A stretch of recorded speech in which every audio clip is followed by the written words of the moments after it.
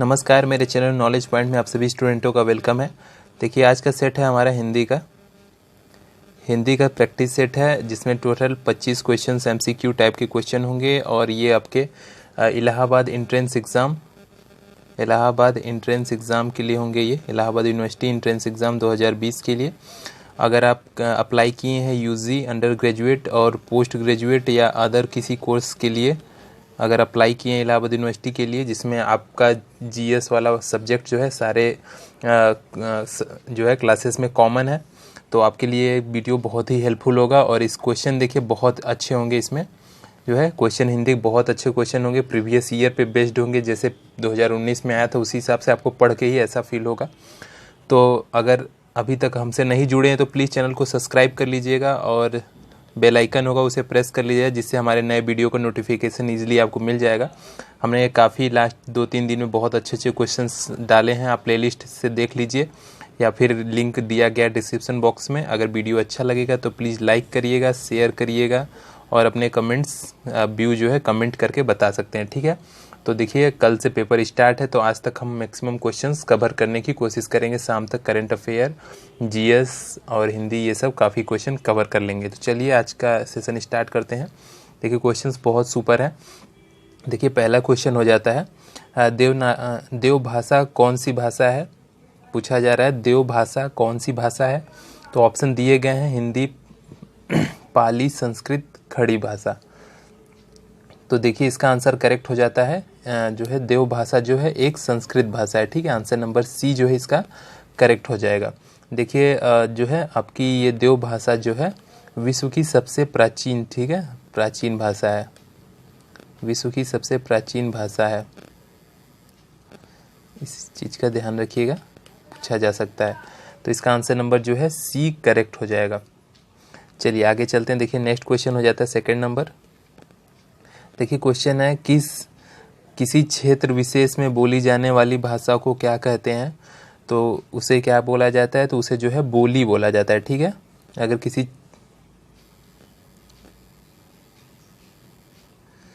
किसी क्षेत्र विशेष में अगर कोई बोली बोली जाती है तो उसे जो है बोली ही बोला जाता है, ठीक है। अगर इसका आंसर नंबर देखिए सी करेक्ट हो जाएगा। अगर किसी राष्ट्र देश में प्रचलित या मान्यता प्राप्त भाषा को जो है राष्ट्रभाषा बोला जाता है, ठीक है। अगर राष्ट्र या देश में प्रचलित हो पूरे तो उसे राष्ट्रभाषा बोला जाता है। और अगर किसी राज्य में जो है इसका मान्यता प्राप्त भाषा है तो उसे राजभाषा बोला जाता है, ठीक है। राज्य में मान्यता प्राप्त अगर भाषा है तो उसे जो है राजभाषा बोला जाता है। अगर ये पूरा देश में जो है प्रचलित है तो उसे जो है राष्ट्रभाषा बोला जाता है। और परिनिष्ठ भाषा जो है ये आपका भाषा का शुद्ध रूप है, ठीक है, भाषा का शुद्ध रूप है, भाषा का शुद्ध रूप है, ठीक। ये चीज़ भी ध्यान रखिएगा और इसका आंसर करेक्ट हो जाएगा आपका सी, ठीक है। चलिए आगे चलते हैं नेक्स्ट क्वेश्चंस पे। देखिए, मुहावरा है, बताना आपको कमर टूटना का मुहावरा का क्या सही अर्थ होगा। तो देखिए, इसका आंसर करेक्ट हो जाएगा आपका डी, ठीक है। हताश होना जो है कमर टूटना का सही मुहावरा होगा। देखिए, ऐसे ही क्वेश्चंस आते हैं, सारे पॉइंट्स को जो है एग्जामिनर टच करेगा। जो है मुहावरा, पर्यायवाची, तत्सम, तद्भव, ये जितने भी सिलेबस होंगे सारे टॉपिक से क्वेश्चंस आएंगे। तो मेरे भी सेशन जो मैं आपको पढ़ा रहा हूँ इसमें भी सारे टॉपिक से क्वेश्चन ऐड किए गए हैं। तो अगर प्रैक्टिस करेंगे तो आप में इसके काफ़ी हेल्प होगा आपके एग्ज़ाम के लिए। देखिए, क्वेश्चन दिया गया है, क्वेश्चन है निम्नलिखित में कौन सा द्वंद्व समास का उदाहरण है। तो बताना आपको इसमें कौन सा द्वंद्व समास का उदाहरण है। तो अपने समास तो पढ़ ही रखा होगा। तो देखिए, इसका आंसर नंबर जो करेक्ट हो जाएगा, इसमें देखिए दिवा रात्रि जो है इसमें जो है द्वंद्व समास है। अगर देखिए इसका विग्रह आप करेंगे, अगर इसका विग्रह करेंगे तो दिन और रात होता है, ठीक है, दिन और रात। दिवा का मतलब दिन हो गया, रात्रि का मतलब रात, मतलब दिन और रात्र। तो इसमें जो है आपका सही आंसर बी करेक्ट हो जाएगा। और देखिए, यहाँ ऑप्शन दिया गया पुष्पधन्वी। पुष्पधन्वी में जो है आपका बहुब्रीहि समास है, ठीक है, बहुब्रीहि समास है, बहुब्रीहि समास है।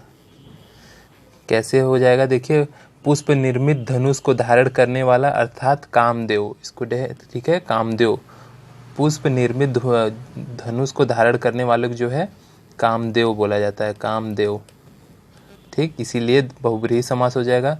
और त्रिलोकी में जो है भी आपका बहुब्रीहि समास हो जाएगा।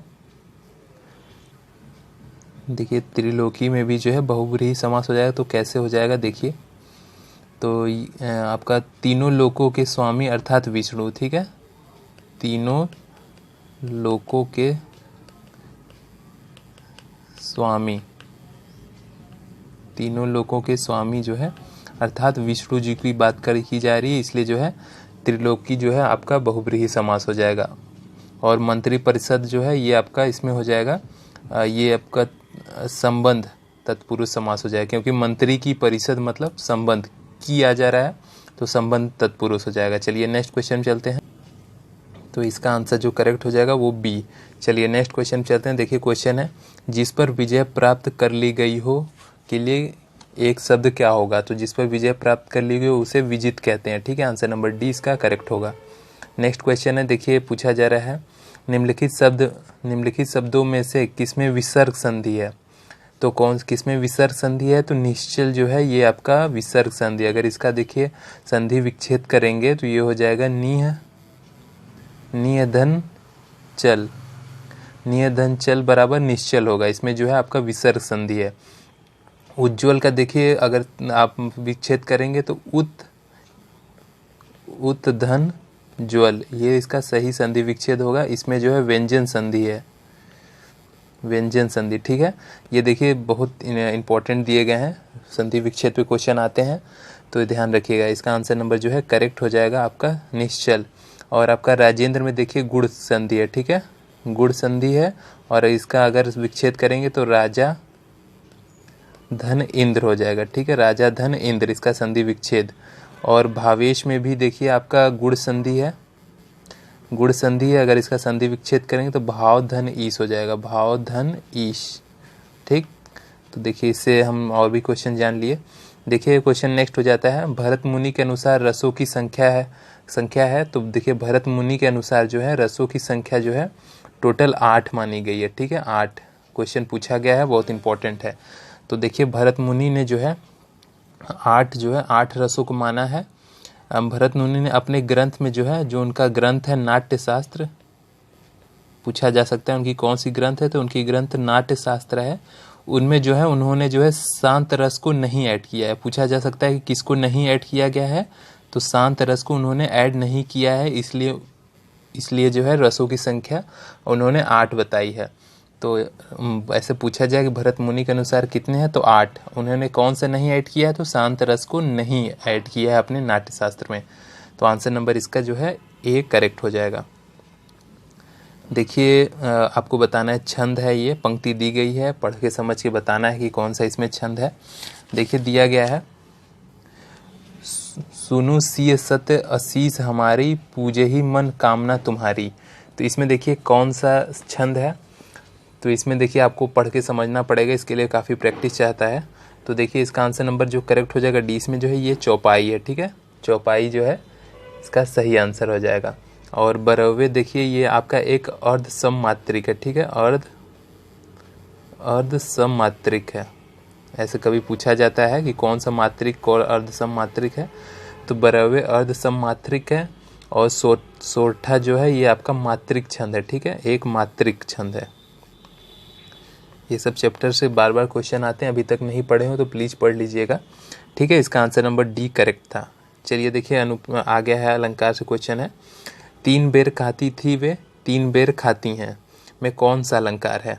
तो देखिए बहुत अच्छा क्वेश्चन है। देखिए बेर 2 बार आए हुए हैं बेर जो है इसमें 2 बार आया हुआ है। तो आपने पढ़ा होगा कि जब एक ही शब्द 2 बार आए और उनका अर्थ अलग अलग निकले तो उसे क्या कहते हैं, तो उसमें जो है यमक अलंकार होता है, ठीक है। एक ही शब्द देखिए 2 बार आया है और दोनों का अर्थ अलग अलग निकलता है। तो देखिए एक बेर का अर्थ क्या होता है, खाने वाला बेर, ठीक है, खाने वाला बेर,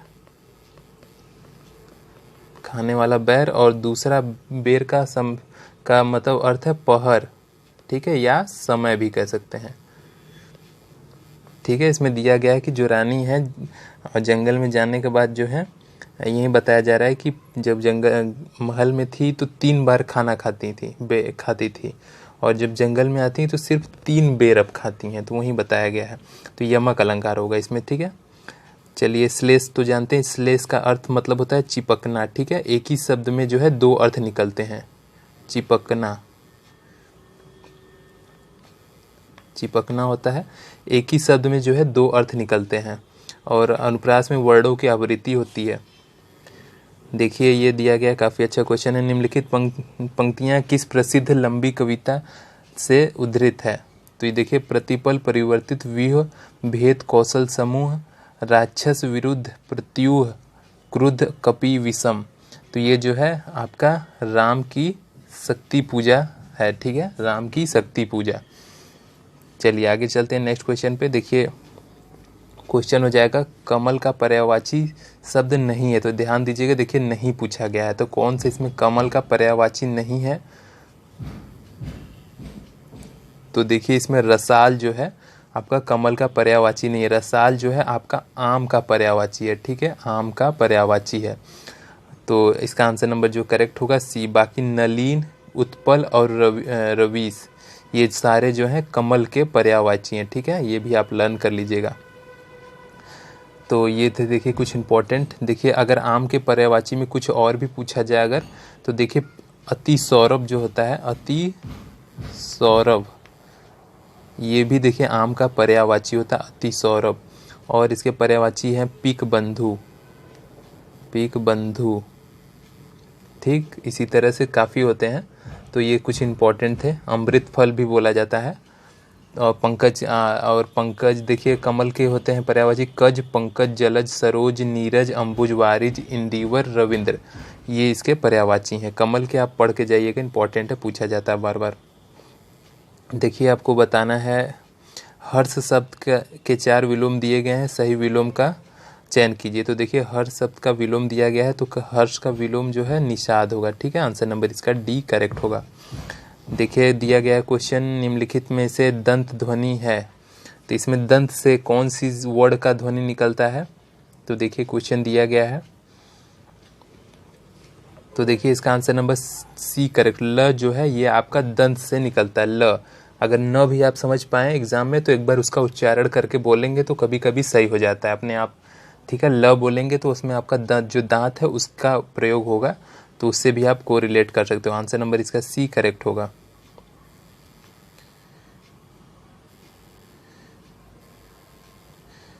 देखिए, नेक्स्ट क्वेश्चन हो जाता है, यह समाचार सुनकर उसने दीर्घ उच्छ्वास के साथ अपने नेत्र बंद कर लिए। तो देखिए, इसमें ये आपका सही वर्तनी बताना है। उच्छ्वास जो है ये किसमें से कौन सा सही लिखा गया है, जो है इसमें शुद्ध वर्तनी है, शुद्ध बताना है, ठीक है। तो देखिए ऑप्शन 4 दिए गए हैं, तो देखिए इसमें जो सही लिखा गया है वो है आपका आंसर नंबर सी, ठीक है। उच्छ्वास जो है ये सही रूप से लिखा गया है, तो आंसर नंबर इसका सी करेक्ट होगा। देखिए क्वेश्चन है, संज्ञा के अंत में लगने वाला प्रत्यय कहलाता है, तो क्या कहलाता है? तो वो तद्धत कहलाता है, ठीक है। संज्ञा के जो अंत में लगता है प्रत्यय उसे तद्धत बोला जाता है, और जो क्रिया के अंत में लगता है, क्रिया के अंत में जो लगता है उसे जो है कृदंत बोला जाता है। क्रिया के अंत में उसे कृदंत बोला जाता है, और संज्ञा के अंत में लगने वाले को तद्धत बोला जाता है। आंसर नंबर ए इसका करेक्ट होगा। चलिए आगे चलते हैं।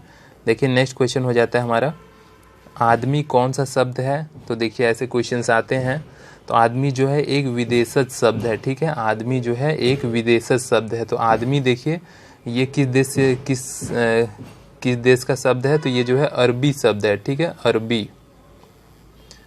अरबी शब्द है, ठीक है। पूछा जाता है एग्जामों में कि किस देश का शब्द है, तो ये आदमी जो है अरबी शब्द है, ठीक है। चलिए आगे चलते हैं। देखिए और इसमें ये भी जान लीजिए, देखिए देशज से पूछा जाता है कि देशज कौन कौन से होते हैं। तो देखिए लोटा, कुछ इंपॉर्टेंट बता देता हूँ, लोटा, डिबिया, डिबिया और पगड़ी,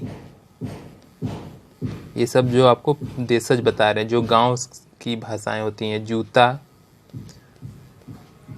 एग्जाम में कंफ्यूज करने के लिए पूछ देता है, जूता, कटोरा, कटरा इत्यादि। कटरा लिख देते हैं, कटरा लिखना जरूरी है क्योंकि इलाहाबाद यूनिवर्सिटी के बगल में ही तो है। तो कटरा भी जो है एक आपका देशज शब्द है, ठीक है। चलिए, इंपॉर्टेंट थे ये सब। आगे चलते हैं नेक्स्ट क्वेश्चन पे। देखिए नेक्स्ट क्वेश्चन हो जाता है महत्व में कौन सा प्रत्यय है।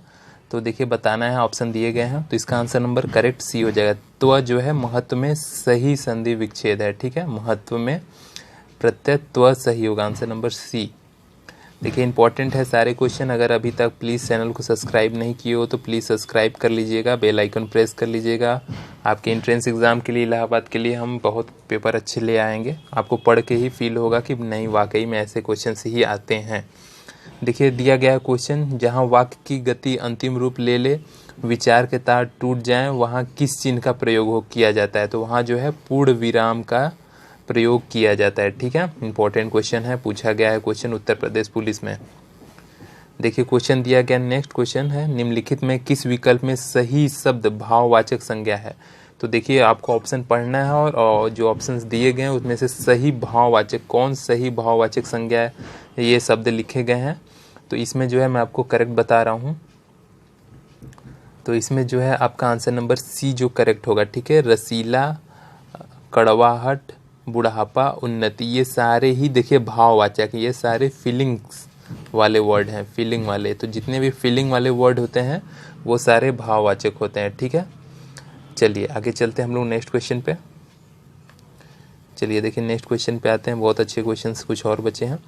देखिए क्वेश्चन है निम्नलिखित में कौन संख्यावाचक विशेषण का भेद नहीं है। तो देखिए संख्यावाचक विशेषण का कौन सा भेद नहीं है। तो निजवाचक जो है ये संख्यावाचक का विशेषण नहीं है, ठीक है। देखिए संख्यावाचक के दो ही भेद होते हैं, एक निश्चित एक अनिश्चित, ठीक है। निश्चित और दूसरा जो है दूसरा अनिश्चित। इसमें से निजवाचक जो है आपका सही आंसर होगा। ये संख्यावाचक का विशेषण का भेद नहीं होता है, निजवाचक, ठीक है। तो आंसर नंबर सी करेक्ट होगा। निजवाचक में देखिए स्वयं की बात की जाती है, स्वयं की बात की जाती है, ठीक है। उसमें जो है आप जो सेंटेंस लिखा रहेगा उसमें देखिए आप का प्रयोग किया जाता है, ठीक है। स्वयं अपने आप के लिए बोला जाता है। चलिए नेक्स्ट क्वेश्चन चलते हैं। देखिए क्वेश्चन है आम खाया जाता है में कौन सा वाच्य है। तो देखिए इसमें आम खाया जाता में है, खाया जाता है में जो है कर्मवाच्य है, ठीक है।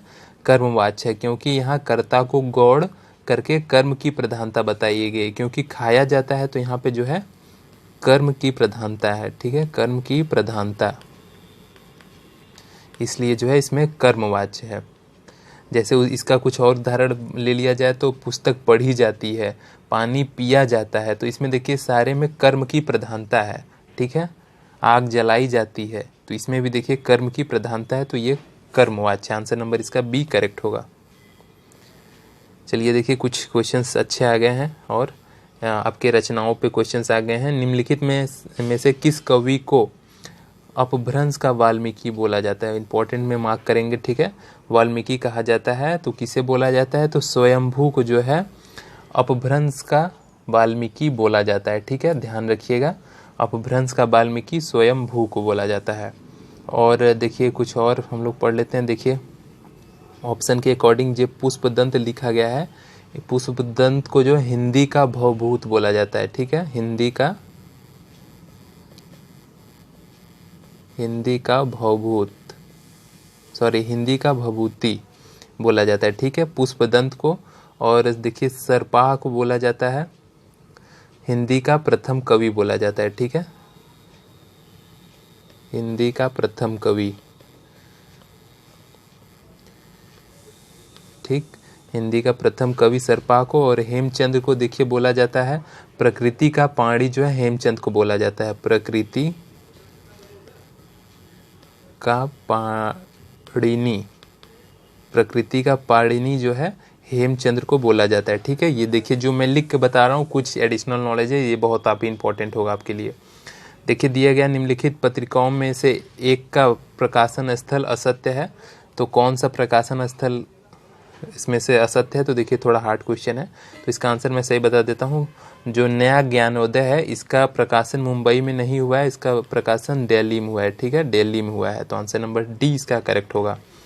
देखिए लास्ट क्वेश्चन है रानी केतकी की कहानी, बहुत इंपॉर्टेंट क्वेश्चन है, बहुत बार पूछा गया है। रानी केतकी की कहानी के रचयिता हैं, तो रानी केतकी के कहानी के रचयिता इंसा अल्लाह खां है। आंसर नंबर ए इसका करेक्ट हो जाएगा। तो देखिए इन जो ऑप्शंस दिए गए हैं इनके भी आप रचनाएं रट लीजिएगा, ठीक है। जैसे मैं जो बोलने जा रहा हूँ आप ध्यान दीजिएगा, इनके रचनाओं की मैं चर्चा करने जा रहा हूँ। देखिए प्रेमचंद की कौन कौन सी रचनाएं हैं? सेवा सदन, निर्मला, गबन, गोदान, कर्मभूमि, रंगभूमि। अगर लिखना हो तो लिख लीजिएगा, ठीक है। और देखिए अज्ञेय की बात की जाए, इनकी रचनाएं कौन कौन सी हैं तो सुनिएगा आप, क्योंकि स्पेस कम है लिख नहीं पाएंगे। अज्ञेय की देखिए रचना है, हरी घास पर क्षण भर, इंद्रधनुष, रौदे हुए, आंगन के पार द्वार, कितनी नाव में कितनी बार। ये जो इनकी सबसे अच्छी ये जो है प्रसिद्ध रचना है, कितनी नाव में कितनी बार, अज्ञेय का है। और जैनेन्द्र का आप सुनिएगा, जैनेन्द्र का देखिए परख,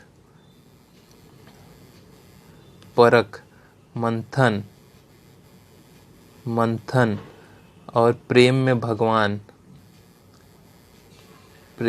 भगवान और फांसी। ये जो है आपके जैनेन्द्र के जो है कुछ रचित इनकी रचनाएं हैं, ठीक है। इंपॉर्टेंट है, तो जो मैंने बोला उसे नोट कर लीजिएगा। तो इसका answer number C A correct होगा, इंसा अल्लाह खां। तो देखिए आज का वीडियो यहीं पे समाप्त होता है, मिलते हैं नेक्स्ट वीडियो पे और नेक्स्ट क्वेश्चन पे। काफ़ी अच्छे क्वेश्चन है, प्लीज़ सब्सक्राइब कर लीजिएगा। अभी नेक्स्ट वीडियो फिर से आने वाला है, एग्जाम कल है इसलिए मैक्सिमम क्वेश्चन हम लोग पढ़ेंगे, ठीक है। तो जुड़ जाइए, अभी नेक्स्ट वीडियो बहुत जल्दी आएगा और बेल आइकन दबाना मत भूलिएगा, अदरवाइज नोटिफिकेशन नहीं मिलेगा, ठीक है। चलिए अभी वीडियो समाप्त करते हैं। जय हिंद।